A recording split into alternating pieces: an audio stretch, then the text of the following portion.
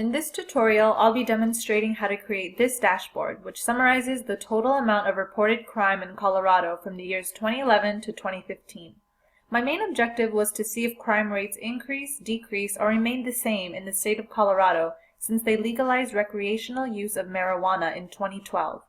People opposed to the measure argued that legalizing the substance would attract a bad crowd to Colorado cities, and they would see an increase in various crimes. So I just wanted to put this argument to the test. First, I downloaded the crime data from the FBI database online for the years 2011 to 2015. It was important to have a starting period that was before the marijuana bill passed, so we can identify whether there was any correlation with its passing to increasing or decreasing crime rates. This is the data extracted into a simple Excel file. The first thing we need to do is convert this to a data table. So I'm just going to highlight the cells, the columns, and in the Insert ribbon, hit Table. My data table has headers, so I'll keep that selected and I'll hit OK. Now we need to create a pivot table and a pivot chart for the first graph, which was a line graph depicting the summary of 2011 to 2015 crimes. So with my data table selected, I'll hit Insert and Pivot Table. I want to add it to a new worksheet, so I'll hit OK. So now, in my report filters, I want to put state, and since I just want to look at the state of Colorado, I'll select that filter now. So I'll just select Colorado.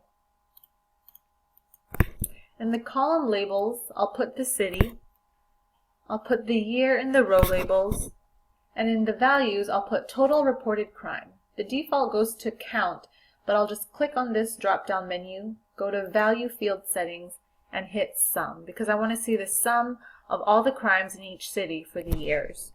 So now that we have the pivot table, all we need to do is click anywhere in the table and go to Insert and insert a line graph, a 2D line graph. And so I want to add this to a dashboard. Let's create a new sheet by clicking down here. And if I double click on the Sheet 2 name, it'll let me change the sheet name. So I'm just going to change it to Dashboard. So I'll go back to my pivot table. I'll cut and paste this graph to our dashboard sheet. We'll do all the formatting at the end. So there we have it. We have our first graph.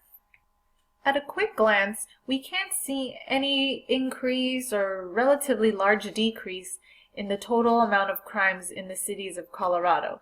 I mean, we can make an argument for Denver here in 2013, but let's look into the data a little bit finer. The next graph we'll create is the graph that'll show us the breakout of each crime type for each city that we select from a drop-down menu. So we need to create another pivot table. So I have my data selected and Insert Pivot Table. This time I want to place it underneath the existing table. So I click on Existing Worksheet, click inside the location box, and select any cell that I want the new pivot table to appear in. So I'm just going to select this cell here and hit OK. So for my report filters again, I want to put state, and again I'll select Colorado. In my row labels, I'll put the city. And in the values, I want to drag in every individual crime type into the values. And you'll see that the default again is the count. But since this is 2011 to 2015 summary, I want to get the average for each year, or for all 4 years. Or else it'll look like Colorado's got so many crimes per city. So again, I'm just going to click on the filter and go to Value Field Settings and select Average. So this will be the average amount of each crime type for those 4 years. Alright, so I changed all of the values to averages. And this pivot table is basically telling us, if we look at the city of Denver, for example, they had on average 1,706 violent crimes a year within those 4 years. They had around 1,600 motor vehicle crimes within those 4 years, and so on and so forth. Next, we need to set up a table that our graph will use as a reference. This is where the fancy stuff kicks in. I just wanted to toggle back to the finished dashboard to show you what we'll be creating. So we'll be creating this chart here where we can select which city we'd like to see and then the breakout of each crime type in that city. So right under our existing pivot table, I set up a little data table down here that our graph will use as a reference. So the first thing we need to do is create a combo box selection, which is basically the drop down. So in the development ribbon, we're going to insert, and in this icon here, it's called a combo box. And you'll notice that my cursor changed into a cross. So I'm just going to click and hold down and drag out a box that about the same width as I think I'm going to need.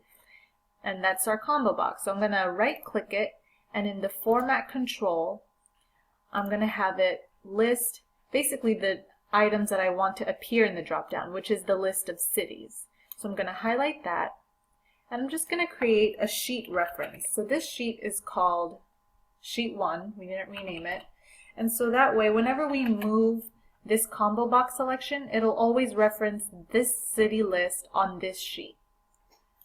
And then again, I want to reference Sheet 1, and then this is going to tell us where we want the output to be, and we want it to be in this cell here. So I'm just going to click on the cell, and we have 11 cities, so I'm just going to put 11 in the number of lines we need. Hit OK. And so now we have the list of cities. And for example, if I select Arvada, Arvada will produce a 1 in the combo box selection because it's the first city on this list. Next, we're going to put an index function in this cell here. What we wanted to do is, since we can't manipulate the text from the combo box selection, we want somewhere to create the text of the option we select here. So we're going to put an index function, which is equals index, and we're going to say reference this list and use the number that appears in this cell. So it basically circles around our options. So if we select Boulder, this will become a 3 because it references this list, and this index function will use this number 3 to also reference the name here. Now we can manipulate the selection from the text here. Alright, so now I'm just going to go back and select Arvada, which is our first city here. And what I'm going to do is pull the data from the pivot table into the column here. So what I'm going to do is I'm going to hit equals, and I want the average number of violent crimes in Arvada. So that's right here in this cell. And when I click that, you'll see that it's referencing Arvada, the city of Arvada. Instead, we want it to reference whatever city is in this box here. So I highlighted Arvada. Let me just go back there. So I highlighted Arvada, including the quotes, and instead I selected cell B37. So it still produces the same result, but now if we select a different city, Aurora for example, it'll give us the average for that city. So I'm just going to continue and do the same for the rest of these fields. Alright, so now we have the basic functions working for our combo box selection. So for Fort Collins, I'll get all the data for Fort Collins listed in this data table here. So what I'm going to do is create the bar chart. So I'll select the data, and in, a column chart. I'll select Insert Column Chart. And so again, I'll cut and paste this onto the dashboard. What I'll also cut and paste is our combo box selection. And so now we can select any city, and the chart will move with whatever city we choose select. Actually, I'm going to move it up here. I can actually move it into the table here. So we're pretty much halfway done with the dashboard, but for timing's sake, I'm going to stop the tutorial here. I just wanted to point out the few useful Excel mechanisms that I've learned while putting this together. This slicer here lets me toggle between the different years of data. I also linked the slicer to both charts so you can see them move simultaneously. That'll help a great deal when you're giving presentations and want to display quick results.